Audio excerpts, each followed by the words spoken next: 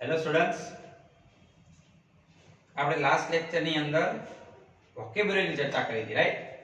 હવે આપણે ચર્ચા કરીશું કોમ્પ્રેહેન્શન ની.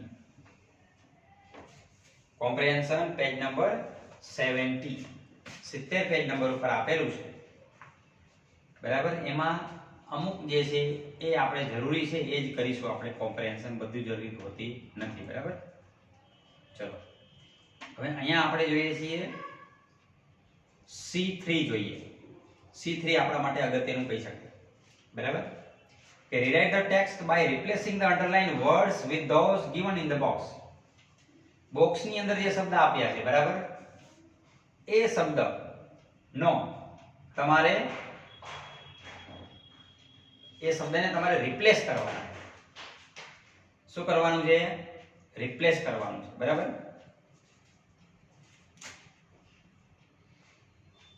અને પેરેગ્રાફ ફરીથી લખવાનો છે. પહેલા આપણે શબ્દ જોઈ લઈએ ઉપર. જે બધા શબ્દ આપણે જે આપ્યા હતા એ બધા આપણા લેસનના શબ્દ છે, બરાબર? જોઈએ વર્ડ્સ કયા છે તો કે ટુ થ્રોબ વિથ લાઈફ, જીવનથી ધબકતું. ટચ, સ્પર્શવું. ટચિંગ, સ્પર્શતું. આઈડિયા, વિચાર. બર્થ, જન્મ. વોકિંગ ઇન, ચાલવું, અંદરની બાજુ ચાલવું. હર ગાર્ડન, એનો બગીચો. હર હેન્ડ, એનો હાથ. વોટર, પાણી. પામ, હથેળી. ડાયરેક્ટલી, સીધે સીધું. નેમ, નામ. ઓબ્જેક્ટ એટલે વસ્તુ, બરાબર? ચલો. Some days later Helen was moving about in the school compound. તો some days later Helen was walking in the school compound ની જગ્યાએ શું આવશે? In her garden, right? Suddenly her teacher put her, એકાએક એના ટીચરે શું કર્યું હતું? એનો હાથ છે એ ક્યાં મૂકી દીધો તો? વોટર ટેપ ની નીચે. Suddenly her teacher put her hand, H-A-N-D, under the water tap. As cool flow of air ને, ઠંડો પ્રવાહ કેનો? પાણીનો. As cool flow of water ran over her hand. તો અહીં air ની જગ્યાએ શું આવશે? water. The teacher spat water on her other foot નહીં, પણ other palm. ઓપ્શનમાં આપણે બોક્સમાં આપેલું છે. On her other palm. They both played the game every day, pointing to different objects ને, પણ જુદા જુદા જે વસ્તુઓ હતી એને અડકીને. તો શું આવશે અહીંયા? પોઇન્ટિંગ ની જગ્યાએ ટચિંગ. તો they both played the game every day, touching to different objects, right? It awakened her soul. એનાથી એનો આત્મા જાગૃત થયો. She came to know that everything had a name. એને ખબર પડી કે દરેક વસ્તુને નામ હતું. Now each object gave a delight to new thought. Now each object, તો અહીંયા object નું કદાચ object રાખીએ છતાં આપણે આગળ જોઈએ છીએ. Now each words આપ્યું છે. Now each words નથી આપ્યું. Now each object જ રાખો. ઉપર object આપ્યું છે. Gave a delight to new thought. Now each object gave a birth to new thought.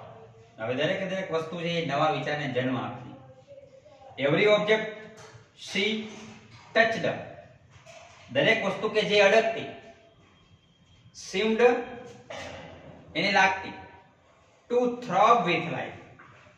Very delighted ની જગ્યાએ શું છે અહીંયા? To throb with life, જીવનથી ધબકતી લાગતી. આહા, she was connected with the world through all the એ દુનિયા સાથે જોડાય. Now she was connected with the world through all the words. દુનિયા સાથે જોડાય આ બધા શબ્દોથી. ક્લિયર? તો C3 પૂરું થયું. હવે આપણા માટે સૌથી અગત્યનું જો હોય તો C4. True false. True false આપણને પૂછાય છે 4 ગુણ, બરાબર? પેપર માં કઈ રીતે હવે માઇનસ પ્લસ કરે છે તો જોઈ લે. આપણે 100 ગુણનું પેપર હોય બરાબર, તો એની અંદર 4 ગુણના ટ્રુ ફોલ્સ પૂછાતા. બરાબર, ચલો tick mark true T or false F if they are false, correct them. આપણે એક્ઝામ ની અંદર કરેક્શન પૂછાતું નથી, ખાલી ટ્રુ કે ફોલ્સ લખવાનું આવે છે. બરાબર, ચલો લેસન તમે લોકો બરાબર સમજેલા હોવા જોઈએ તો તમે ટ્રુ ફોલ્સ ઈઝીલી અટેન્ડ કરી શકો. બરાબર, નહીતર આમાં બધું સાચું જ લાગે તમને. બરાબર, ચલો તો Helen used to go to her teacher's house to study. Helen એના ટીચરના ઘરે ભણવા જતી. તો શું થવું જોઈએ, ટ્રુ કે ફોલ્સ? ડેફિનેટલી ફોલ્સ જ થાય, કારણ કે હેલનના ટીચર જે એન સુલિવાન છે હેલનના ઘરે આવતા હતા, હેલન નથી જતી, રાઈટ? તો Helen used to go to her teacher's house to study, તો false. Clear? Next, second, miss N Sullivan gave Helen a puppet to play with. મતલબ મિસ એન સુલિવાને એને કઠપૂતળી આપી હેલનને રમવા માટે. કઠપૂતળી આપી હતી ને શું આપ્યું હતું? પપેટ નતું આપ્યું, પણ શું આપ્યું હતું? ડોલ આપી હતી, ઢીંગલી આપી હતી. It means false, right? Next, Helen always felt very close to her teacher. Helen હંમેશા એના ટીચર જોડે કેવો અનુભવ કરતી હતી? એકદમ નજદીકી અનુભવ કરતી હતી. મતલબ એને એની જોડે એકદમ મજા આવતી. તો અહીંયા ફોલ્સ કે ટ્રુ? Yes, true. શું થાય? True. Next, at the Radcliffe College Helen could note down all the lectures very rapidly. Radcliffe કોલેજની અંદર હેલન છે એ જે લેક્ચર છે શક્ય એટલી ઝડપથી એ નોંધી રાખતી નહીં. એ તો ઘરે આવીને નોંધ કરતી હતી, રાઈટ? ત્યાં તો એ હથેળી પર લખતી હતી શક્ય એટલી ઝડપથી, અને જે કંઈ યાદ રહ્યું હોય એ ઘેર આવીને નોંધ કરતી હતી. તો અહીંયા false. Next, fifth, miss Sullivan would always be very serious while teaching Helen. Miss Sullivan જે હંમેશા સિરિયસ ગંભીર રહેતી હેલનને ભણાવતી વખતે. તો ફોલ્સ, કારણ કે ગંભીર નથી રહેતી, એ તો એક એને ખૂબ આનંદથી એ શીખવતી હતી, રાઈટ? તો miss Sullivan would always be very serious while teaching Helen. False. Clear? Next, she could not perform better in her examination due to her father's death. એના પિતાના મૃત્યુને કારણે હેલન છે એ પરીક્ષામાં સારું પરફોર્મ કરી શકી નહીં. TF, ટ્રુ કે ફોલ્સ? શું લાગે તમને? લેસન ના સમજ્યા હોય તો ટ્રુ લાગે, પણ હકીકતે ફોલ્સ છે. કેમ? કારણ કે એ તો પરીક્ષામાં સારો દેખાવ કર્યો તો બધા સબ્જેક્ટમાં પાસ થઈ ગઈ હતી. બરાબર? તો she could not perform better in her examination due to her father's death. Here the sentence is false. Next, Miss Sullivan sacrificed her eyesight for her student Helen. Miss સુલિવાને એની જે વિદ્યાર્થીની હતી હેલન એના માટે થઈ અને એની આંખોનું બલિદાન કર્યું. તો હિયર ટ્રુ, આ વાક્ય સાચું છે. Next, 8th, Helen was deeply worried about her worsening health. Helen છે ખૂબ જ ચિંતિત હતી એની જે ખરાબ થતી જતી સ્વાસ્થ્ય માટે. એના ટીચરનું જે સ્વાસ્થ્ય ખરાબ થતું જતું હતું એના માટે એ ખૂબ જ ચિંતિત હતી. તો શું ટ્રુ કે ફોલ્સ? ફોલ્સ. કેમ? એના સ્વાસ્થ્યની વાત નથી, પણ એની આંખોની વાત હતી, એની દ્રષ્ટિની વાત હતી. તો હેલ્થની જગ્યાએ આઈસાઇટ હોય તો સાચું પડી શકે. દેખીતું સાચું છે પણ હકીકતે ખોટું છે. બરાબર? તો ટ્રુ ફોલ્સ થોડા ધ્યાનમાં રાખજો. બરાબર? ચલો નેક્સ્ટ, હવે C5 ની અંદર તમારે જે જે ઇન્સિડન્ટ થયા છે એની લાઈફની અંદર એ તમારે ખાલી નોટ કરવાના છે. મતલબ કે કઈ ઉંમરે 1887 માં તો એજ કઈ એજ હતી એની એ સમયે અને કઈ ઘટના બની એ તમારે કહેવાનું છે. બરાબર? ચલો એ કોઈ અગત્યનું છે નહીં. હવે C6 ની અંદર તમારા લોકોને છે ઓબ્જેક્ટિવ. ચલો એ એક ક્વેશ્ચન છે જરા જોઈ લઈએ. Tick mark the correct option. બરાબર? What did Helen do after getting a doll from her teacher? હેલને શું કર્યું? એના ટીચર જોડે એને જે ડીંગલી મળી, રાઈટ? તો એને શું કર્યું? Played with the teacher for the some time, played games with her teacher, played with it for some time, talked to the doll. તો B, played with it for some time. એના જોડે થોડી વાર રમી. Clear? Next. When was Helen thrilled? Helen ક્યારે રોમાંચિત થઈ? તો when she started playing with her teacher, when she uttered the word doll, when she started following her teacher's movement, when her teacher wrote with her finger on her palm. એને ક્યારે આ રોમાંચ થયો તો કે when she started following her teacher's movement. એ ટીચરે જે movements કરી હતી એ જ્યારે એને કરવાનું શરૂ કર્યું તો એને ખરેખર રોમાંચ થયો. What awakened Helen's soul? હેલનનું આત્મા કઈ રીતે જાગૃત થયો? Miss Sullivan's help, her teacher's method of teaching new words, Helen's new thoughts, touch and play game. તો touch and play game. સ્પર્શ અને રમતથી એનો આત્મા જાગૃત થયો. Fourth, according to Helen, every object appeared with a new name, teeming with life, to be full of joy, to give birth to a new idea. તો હેલેનના મત પ્રમાણે દરેક વસ્તુ છે એ જીવનથી ધબકતી હતી. થ્રોબ અથવા ટીમ બે એક ધબકવું. Here B. Fifth, which of the following statements says that Helen was very serious? ચાર વાક્ય આપ્યા છે એમાંથી કયું વાક્ય એવું બતાવે છે કે હેલન ખરેખર ખૂબ જ ગંભીર હતી? A, we used to go for a walk, long walks. આપણે લાંબુ ચાલવા જઈશું. B, my teacher talked into my palm. મારા ટીચર છે મારા હથેળીમાં મતલબ વાત કરતી. I had a lot of questions to ask. મારી જોડે પુષ્કળ પ્રમાણના પ્રશ્નો હતા પૂછવા માટે. Everything around me was full of life, love and joy. દરેક વસ્તુ જે મારી આસપાસ હતી એ જીવન, પ્રેમ અને આનંદથી ભરેલી હતી. તો here C is the right answer. 6, why did Helen say I had a lot of questions to ask? શા માટે હેલન કહે છે મારી જોડે પુષ્કળ પ્રશ્નો છે પૂછવા માટે? A, nobody had answered her questions before. આની પહેલા એને કોઈ વ્યક્તિ એના પ્રશ્નના જવાબ નહોતા આપ્યા.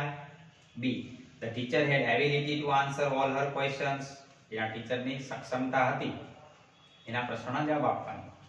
She had a keen desire to know about the world around. એની આસપાસ જે દુનિયા હતી એના વિશે જાણવાની એને તીવ્ર ઈચ્છા હતી. She wanted to ask the questions but could not utter them. બોલવા માંગતી હતી પણ એ બોલી શકતી નહોતી. તો અહીંયા તમારો જવાબ થશે C. સાતમું વાક્ય, she would talk into my palm means એ મારી હથેળીમાં વાત કરતી. એનો મતલબ શું? તો કે Miss Anne Sullivan would make signals with her fingers. Miss Anne Sullivan would write the answer in Helen's palm. Miss Anne Sullivan talked into Helen's ear. Miss Anne would take her palm in her hand and while talking to her. So here B is the answer. Miss Anne Sullivan would write answer in Helen's palm. Miss Anne Sullivan જે હેલનના હથેળીમાં લખતા. એનો જવાબ. What was Helen worried about? હેલનને શાની ચિંતા હતી? Her teacher's weakness, her teacher's weakening eyes, her teacher's illness, her teacher's helplessness. તો her teacher's weakening eyes. Right? તો આઠવામાં B જવાબ આવશે.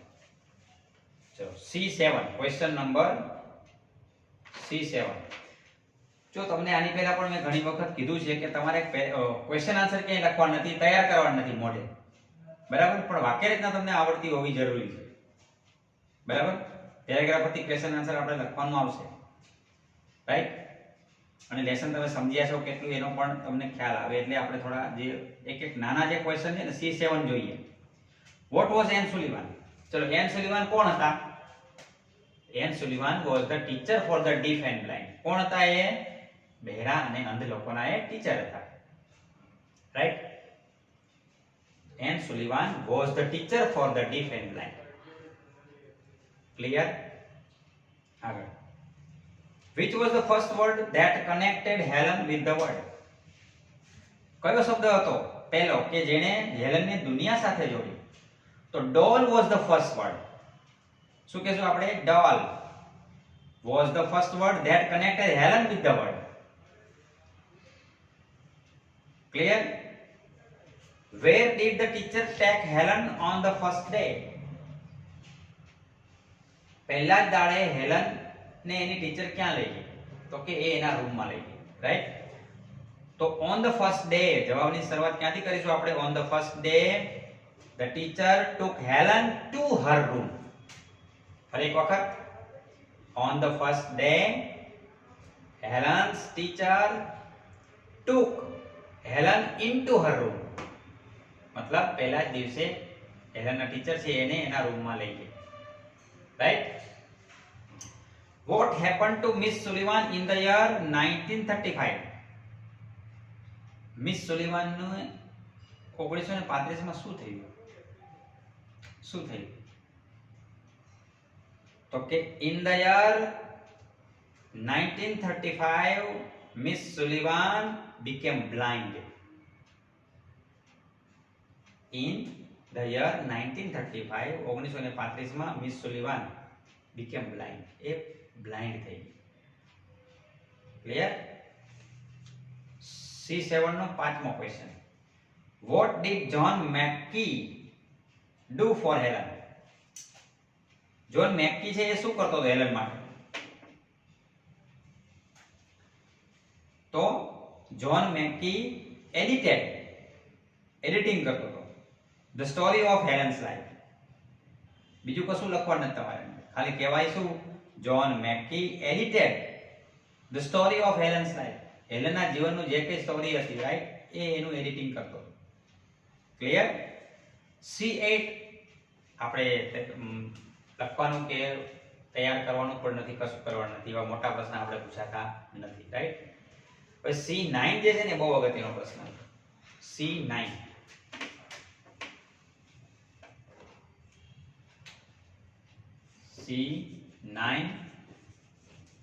Short notes. શોર્ટ નોટ્સ ની અંદર બંને short note. Helen a gifted learner.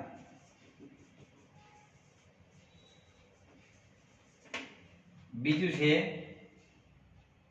N Sullivan a wonderful teacher. Anne Sullivan a wonderful teacher. બંને short note ખૂબ અગત્યની, તમારે પરીક્ષામાં 110% બેમાંથી એક પૂછાશે. બંને શોર્ટ નોટ તૈયાર કરી લેવાની. બરાબર? બેમાંથી એક પૂછાશે. કારણ કે આપણે પાછળ લેસન ઓછા થઈ ગયા છે. બરાબર? 6 લેસન જ છે આપણે, તો 6 લેસન ની અંદર આ શોર્ટ નોટ પૂછાવાના ચાન્સીસ ખૂબ જ છે. બરાબર? તો એ શોર્ટ નોટ તૈયાર કરી લે.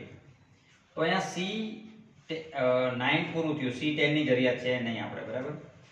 તો C યાને કે કોમ્પ્રિહેન્શન નો પાર્ટ પૂરો કર્યો આપણે. એમાં ટ્રુ ફોલ્સ ખાસ તૈયાર કરજો અને આ બે શોર્ટ પણ. બીજું કંઈ તૈયાર કરવાની જરૂરિયાત છે નહીં. બરાબર? હવે આપણે વાત કરીએ છીએ લેંગ્વેજ પ્રેક્ટિસ. લેંગ્વેજ પ્રેક્ટિસ જે છે આપણે ફંક્શન આપ્યું છે એની અંદર રિપોર્ટિંગ ઇવેન્ટ્સ. ફંક્શન આપણે બધા ભણી ગયા છીએ. બરાબર? હવે માની લો કે આપણને 3 પાર્ટમાં પૂછે ફંક્શન. એક તો મેચ ધ ફંક્શન, એક complete the sentences, right, using the function મતલબ ફંક્શનનો ઉપયોગ કરીને વાક્ય પૂરો કરો, અને 4 ઓપ્શન આપ્યા છે. એ 4 ઓપ્શનનો ઉપયોગ, 4 માંથી એક ઓપ્શનનો ઉપયોગ કરીને ડાયલોગ પૂરો કરવાનો. પણ ત્રણની અંદર છે શું ફંક્શન, રાઈટ.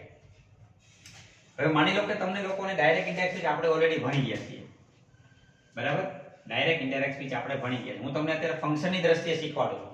બાકી ડાયરેક્ટ ઇનડાયરેક્ટ ના ડાયલોગ આપણે ભણી ગયા છીએ, બરાબર. ડાયરેક્ટ ઇનડાયરેક્ટ બહુ હાથે ભણી ગયા છે. પણ ફંક્શન ની અંદર કઈ રીતે ઓળખવાનું એને, બરાબર.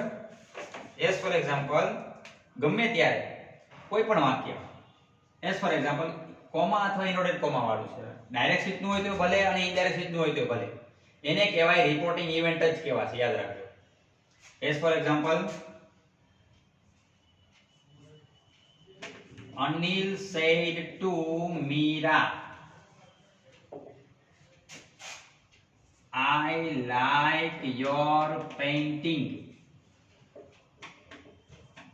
હવે અહીંયા તમને ઓપ્શન આપેલા છે. As for example describing person, describing thing, reporting event. હવે તમને ખબર પડે કે આ વાક્ય તો કેવું છે, ડાયરેક્ટ સ્પીચ નું છે.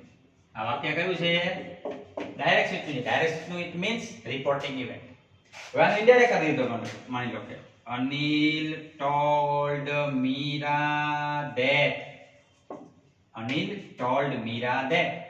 આ એટલે બોલનાર પણ અનિલ છે તો he, like નું liked, your એટલે સાંભળનાર, મીરા છે તો her, અને પેઇન્ટિંગ નું પેઇન્ટિંગ.